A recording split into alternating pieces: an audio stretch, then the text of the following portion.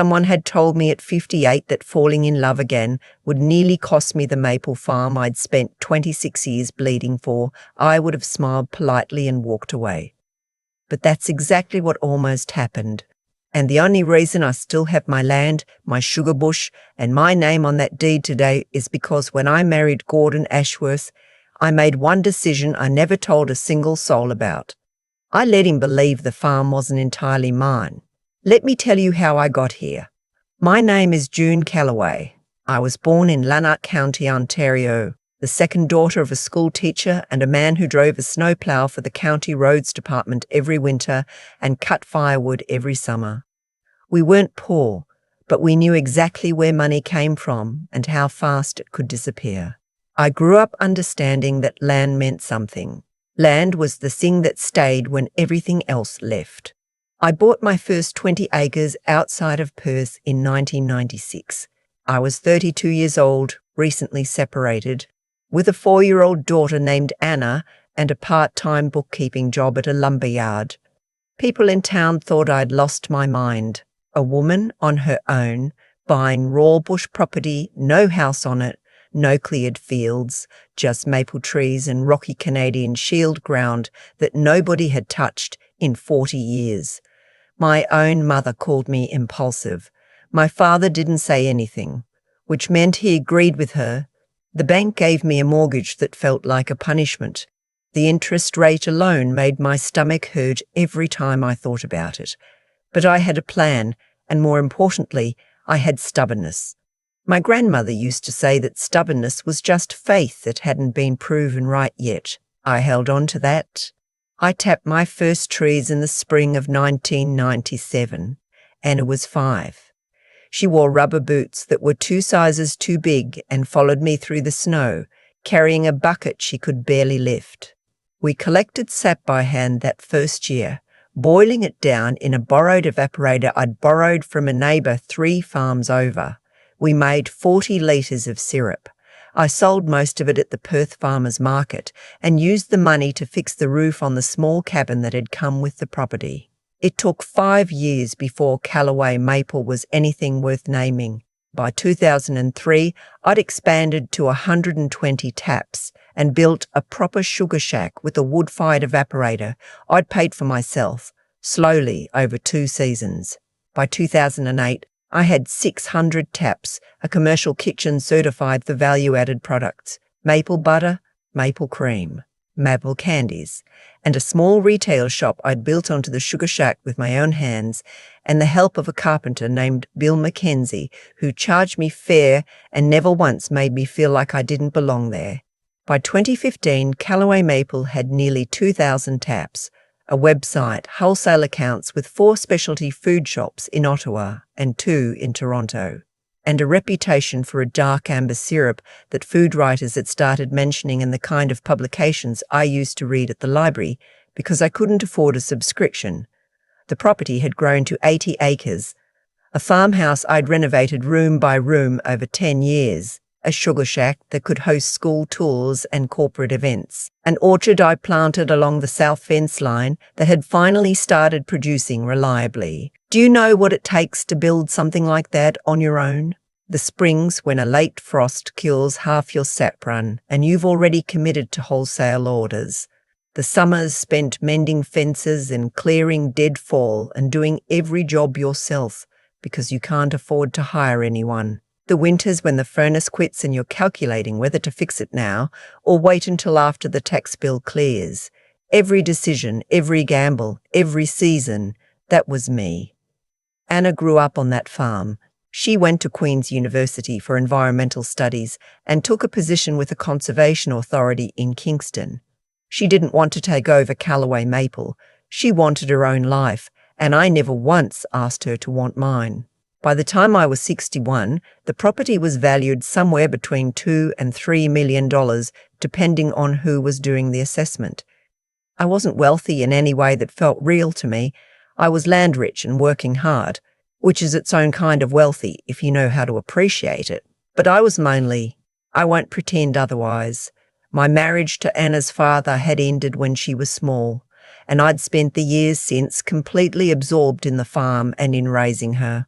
I dated occasionally, nothing serious, nothing that lasted past a season. I told myself I was too busy, which was true, but not the whole truth. The whole truth was that I'd made peace with being alone because I didn't know how to need someone without worrying what that need might cost me. Then I met Gordon. It was at a local food producers showcase in Smiths Falls, a November evening, the kind of event where you stand at your table for 3 hours talking to the same 12 people and eat more cheese samples than is dignified. Gordon was there representing a small cidery he'd invested in, retired from a long career in commercial real estate in Toronto, recently widowed, living now at a property he owned near Westport. He was 69, well-dressed in the way of men who spent their careers in boardrooms, silver-haired with a warm smile and the kind of ease in conversation that comes from decades of knowing how to make other people feel comfortable. He tasted my syrup and said it was the best he'd had outside of Quebec. I told him I'd pass that along to the trees. He laughed like it was genuinely funny. He came back to my table twice before the evening was over. He visited the farm the following week, then the week after that. By February, we were having dinner together regularly, and by May, we were talking about what the next few years might look like. Gordon was attentive in ways I hadn't experienced before. He brought me books about heritage orchards and small batch fermentation. He asked about the farm's history and actually listened to the answers. He sat on the porch in the evenings and seemed to find the same peace in the view of the maples that I'd been finding for 26 years. Looking back, I can see the shape of it clearly. At the time, I was just a 61-year-old woman who'd been alone for most of her adult life, and something in me had gone quiet in a way that felt like relief. We got engaged the following autumn. He proposed on the farm, out near the sugar shack, on a cold October evening with the maples turned completely red around us. I said yes with tears running down my face into my scarf. That's when his children started visiting. Gordon had 2 from his first marriage. His son Russell was 44, a commercial property developer in the GTA. His daughter Maureen was 40, a financial planner in Ottawa. They were civil, polished, the kind of civil and polished that takes effort. The first time they came together for dinner at the farm, Maureen asked me, before we'd finished the soup, how many acres the property was and whether I held it personally or through a corporation. Russell wanted to know about my wholesale contracts, whether they were in writing, what the terms were, whether I'd thought about restructuring the retail side for better margins. I answered carefully. The farm has been in the Calloway name for a long time, I said. The business side is managed through my accountant. It's more complicated than it looks from the outside. They nodded like that was a satisfying answer. It wasn't meant to be satisfying. It was meant to be a door, politely but firmly closed. I didn't say anything to Gordon about it that night. He was happy. His children who'd come to the farm, we'd all eaten together. I didn't want to be the one who complicated that. But something had shifted in me, some old instinct, the same one that had kept me solvent through bad maple seasons and broken equipment and a market that doesn't forgive weakness. That instinct had quietly gone on alert. After the visit, I made a decision. I didn't announce it. I didn't explain it. I simply stopped volunteering information about what Calloway Maple was worth, how it was structured legally, or what my long-term plans for the property were. When Gordon asked questions, and he did start asking questions, gradually, gently, I was warm and vague. We'll figure all that out together, I'd say. Or, my accountant really handles most of that. She'd know better than me. It wasn't a lie. It was a drawer I'd decided to keep closed until I understood what was on the other side of it. Anna came up from Kingston the weekend before the wedding. We sat in the kitchen with tea, and she said, "Mum, I want to ask you something, and I need you to actually hear me." She told me that the way Maureen had walked through the farmhouse the first time felt less like curiosity and more like inventory. She said that Russell had asked her separately whether I'd thought about bringing on investors to scale the wholesale operation. "He said that to you?" I asked. She nodded. I told him that wasn't really my call to make, and he said something like, "Well, once the families are joined, these conversations are easier to have." I sat with that for a long moment. I told Anna that I'd already talked to my lawyer, a woman named Sandra Park, who'd been handling my business affairs since 2007. A prenuptial agreement was already signed, witnessed and filed.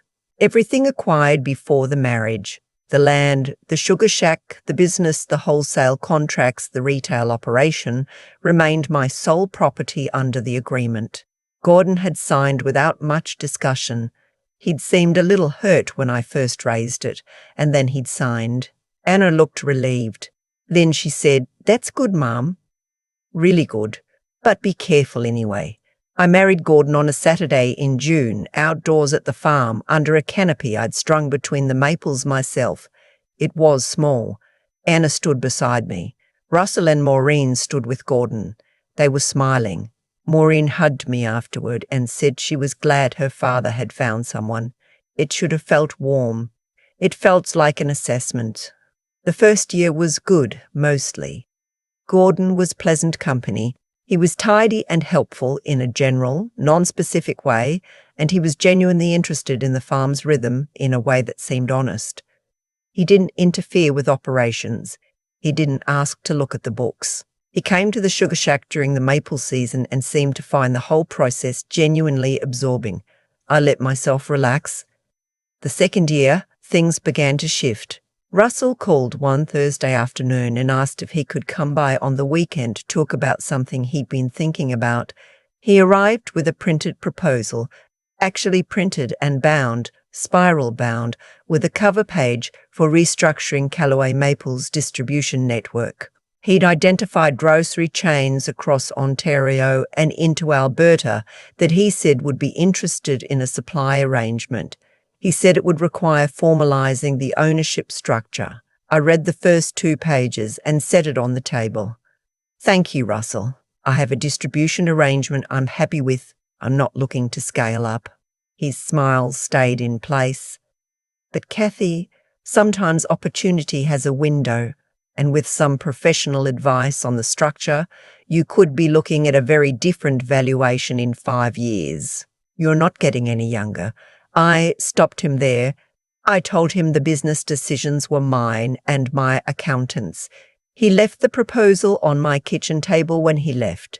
The following month, Maureen came by, without calling first, with a financial planner she introduced as a colleague. She said she'd been thinking about my retirement planning and whether I'd considered drawing income from the farm more strategically. Her colleague had some thoughts. I sent them both home inside 10 minutes. I told Gordon that evening that I needed his children to stop arriving at my property unannounced and treating my business decisions as a group project. He was quiet for a moment. Then he said he thought they meant well, and that as a family now, it was natural for them to want to help. When I pressed him, he said, "June, you've been doing this alone so long that I wonder if you sometimes see help as the threat." I remember looking at him across the kitchen and thinking, that's not something someone says to reassure you. That's something someone says to make you doubt yourself. Things got quieter on the surface after that conversation, but something underneath was running. I started to notice that Gordon took calls outside on the porch when I was in the kitchen, far enough from the windows that I couldn't hear. Once, when I came in from the sugar shack earlier than expected, he closed his laptop quickly. Another time I found a notepad in the mudroom with numbers on it, property assessment figures, what looked like valuation calculations, in his handwriting. In month 22 of our marriage, I drove to Perth to meet with Sandra. I told her everything. I told her about Russell's proposal, Maureen's unannounced visit, the numbers on Gordon's notepad.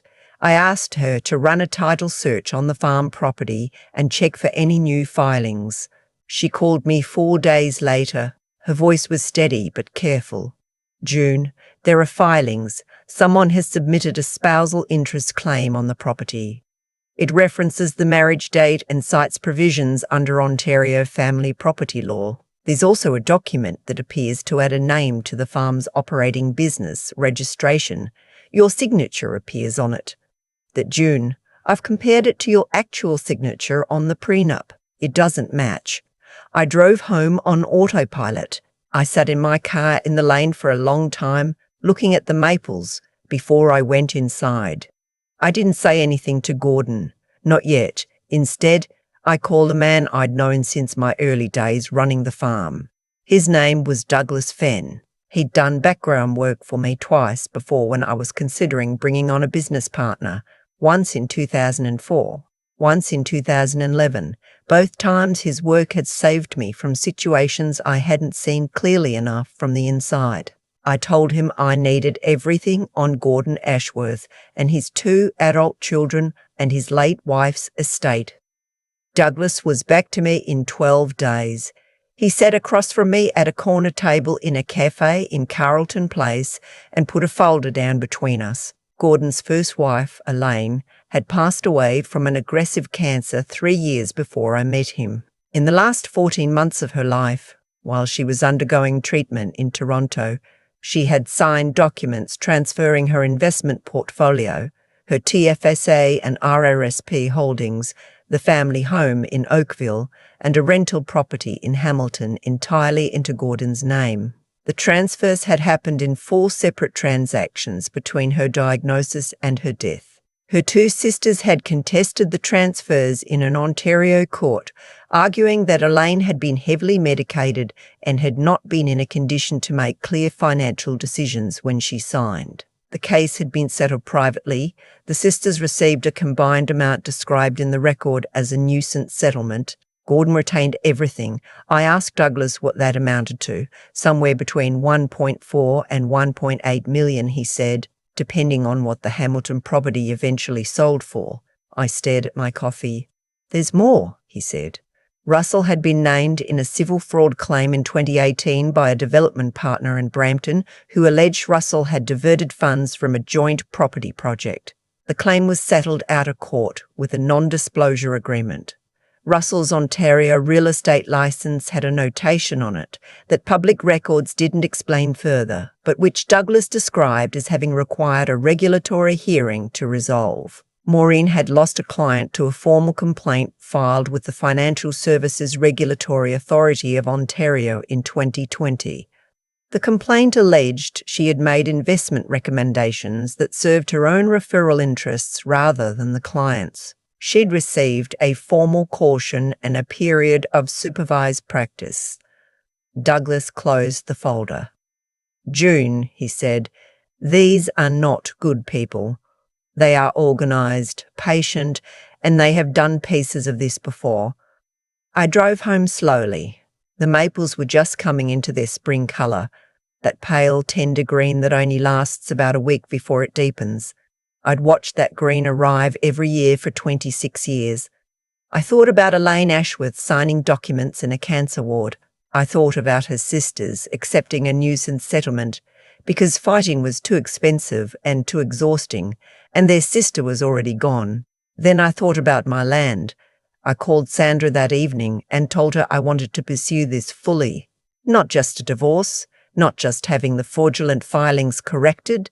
I wanted criminal referrals, forgery, filing false instruments, whatever the criminal code could accommodate. Sandra was quiet for a moment. This will be public, she said. It will get into the local papers. My reputation is built on 26 years of honest work, I told her. I'm not the one who should be embarrassed. We spent 6 weeks building the case. Sandra brought in a forensic document examiner from Ottawa who confirmed the forged signatures on 3 separate filings. We obtained records of the email correspondence between Russell and Maureen, obtained through Sandra's formal discovery process that showed the 2 of them strategizing about the spousal interest claim and about how long to wait before pressing harder for access to my financial records. There was a message from Russell to Maureen that said, simply, Dad needs to get her to sign the operating agreement. Once that's done, we have standing. We found one more thing. Gordon had been married once before. Elaine. A woman named Patricia was not on the list. I checked. The woman's name was Constance Duval, a retired nurse from Burlington. She and Gordon had been married for 3 years in the late 90s. The marriage had ended in divorce, but not before Constance had refinanced her home to invest in a business venture Gordon had pitched to her. The business had dissolved without returning her investment. She had lost the house. I contacted Constance through Douglas. She was 73 now and living in a rented apartment in Hamilton. When I explained who I was and what I'd found, she was quiet for a long time and then she said, "I've been waiting for someone to call me about that man for 20 years. I organised what I privately thought of as a closing dinner, though I told Gordon I wanted to have everyone together to celebrate our second spring on the farm. His children, Anna, Sandra, Douglas, and 2 other guests I didn't mention in advance. I hired a caterer. I opened a good bottle. I set everything up in the sugar shack because it was my space, built with my hands, and I wanted to be on ground that had always been mine. Gordon, Russell, and Maureen arrived together. They were dressed nicely, relaxed, expecting a dinner. Anna arrived a few minutes later and gave me a look across the room that I answered with a small nod. And then Sandra came in, followed by Douglas, followed by a detective from the Ontario Provincial Police Detachment in Smiths Falls, who had been briefed on the forgery files, and followed by Constance Duval, who was small and white-haired and walked with a cane and looked at Gordon from across the room with an expression I will never forget. Gordon went very still when he saw her. "What is this?" Maureen said. I walked to the head of the table. I'd been running this farm for 26 years by myself. I'd negotiated with banks, survived frost events, outlasted 3 recessions, and built something that mattered. I wasn't afraid of this moment. I'd been moving toward it for months. "Did you honestly think I wouldn't notice?" I asked. "The forged filings, the spousal interest claim, the operating registration with my name on it that I never signed. Did you think I'd built this farm by not paying attention?" Gordon tried to speak. "June, I can explain. You can explain it to the court," I said. I looked at Russell and Maureen. There are forged documents bearing my signature filed with the county land registry. There are emails between the 2 of you discussing how to gain legal standing over this property. And this is Constance, who you may remember as the woman your father cleaned out in Burlington in 1999. Constance looked at Gordon steadily and said nothing. She didn't need to. The OPP detective stepped forward. He was calm and professional and businesslike in the way that made everything feel very real and very serious and irreversible. He explained to Gordon, Russell, and Maureen what was going to happen next. Russell said it was all a misunderstanding and that he had a lawyer. Maureen started crying in a way that seemed calculated. Gordon looked at me with something that I might have mistaken for hurt if I hadn't already seen his emails. He said, "June, I love this farm." I walked over to him. I stood close enough that only he could hear me. "No," I said. "You loved what you thought it was worth. But here's the thing. You never actually knew what it was worth because I never told you he was escorted out. The legal process took the better part of a year. The forgery charges against Russell were prosecuted under the criminal code. He pleaded guilty to uttering a forged document and received a conditional sentence with 2 years of supervised probation. His real estate license was suspended pending a disciplinary review that ultimately resulted in revocation. Maureen faced a further regulatory complaint with FSRA that resulted in her license being cancelled.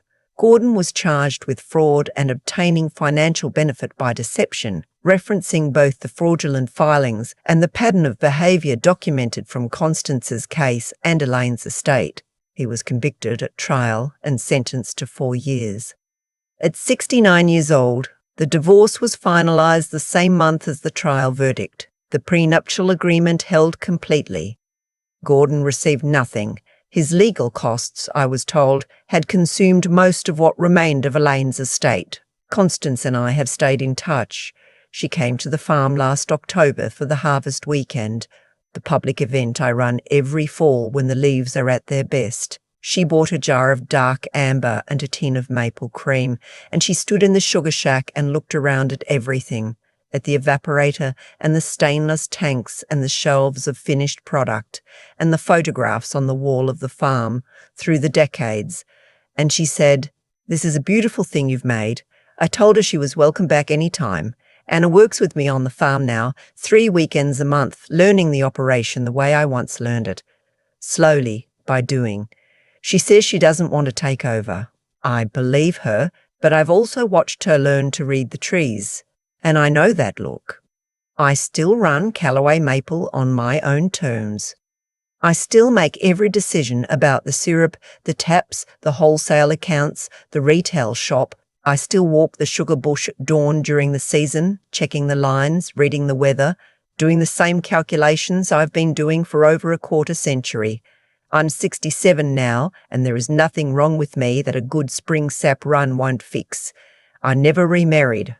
I'm not ruling it out, but I'm not looking. I've made my peace with the fact that I am better at being alone than most people are at being together, and that this is not a flaw. What I tell people when they ask me what I learned from all of this is something I believe down to the ground I walk on. Protecting what you've built is not the same thing as not trusting someone. It's not cold and it's not cynical. It's the understanding that love doesn't automatically make someone safe, and that the work you've done, the years, the debt, the early mornings, the seasons that almost broke you, that work is yours. It doesn't become communal property because you fall in love. It doesn't become negotiable because you're lonely. And sometimes the most important thing you can do is keep your hand on the deed and your name on the door and let time show you who someone really is before you let them anywhere near what matters. I kept my secret for nearly 2 years. Those 2 years showed me exactly who Gordon Ashworth was. If I'd handed him the full picture from the beginning, the acreage, the valuation, the wholesale contracts, the retail operation, I don't know how fast they would have moved. Maybe faster than I could have tracked, but I didn't hand it over. And that's why I'm still here. Calloway Maple had its best season last year, highest sap yield in a decade, clearest syrup I've made since 2011. We sold out of the dark amber by the 2nd week of April. I stood in the sugar shack on the last boiled day of the season, watching the steam rise and smelling that particular sweetness that I will never once take for granted. And I thought about all of it. Every tree I planted, every mortgage payment, every season I didn't quit when quitting would have been easier. Mine. All of it mine. And it's going to stay that way. There's a moment I keep coming back to. I'm sitting in my car in the lane, engine off, looking at the maples through the windshield, and Sandra has just told me about the forged filings, and I remember thinking, not with panic but with a strange cold clarity, that I had been here before. Not this exact situation, but this feeling. The feeling of standing at the edge of losing everything and having to decide whether to fold or fight. I'd felt it when the bank nearly turned me down in 1996. I'd felt it during the late frost of 2002 that killed a third of my sap run. I'd felt it every single time the farm asked more of me than I thought I had left. And every single time I'd made the same choice. I stayed. I worked. I didn't quit. What Gordon and his children counted on was that I wouldn't notice, or that if I noticed, I'd be too embarrassed, too heartbroken, too old and tired to do anything about it. That's what people who do what they did always count on. They look for someone who has something worth taking, and they look for a soft spot, loneliness, love, the ordinary human need to not be alone. And they press on it. They are patient. They are organized. They have usually done it before. What they miscalculated, in my case, was that 26 years of building something from nothing doesn't just give you land and a business. It gives you judgment. It gives you the habit of reading situations clearly instead of the way you want them to be. It gives you the understanding that your instincts are worth listening to, even when listening to them is inconvenient, even when you'd rather not know what they're telling you. I think about Constance sometimes, a woman who trusted someone she loved and lost her home because of it. She wasn't foolish. She wasn't weak. She was human. She extended the same good faith that most of us are taught to extend, and it was used against her. The difference between her outcome and mine wasn't that I was smarter or more deserving. The difference was that I kept one door closed until I knew what was behind it. That small act of self-preservation, quiet, private, never announced, gave me time. And time showed me exactly who I was dealing with. I've thought a lot about what it means to act with integrity in a situation like that. Some people might say that keeping information from a spouse isn't honest. I've turned that over many times. What I've come to is this: honesty in a relationship is not the same as handing someone a map to everything you've built and trusting them not to use it against you.